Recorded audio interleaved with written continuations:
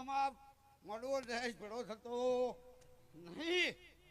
મજૂરી વણા કોઈ મળતું છે નહીં.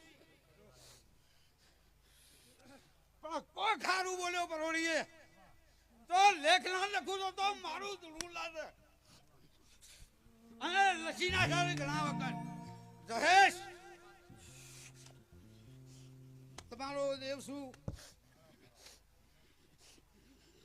તમે મારા માટે મરી મટો છો અને તમારા માટે ભોગ ના આલું.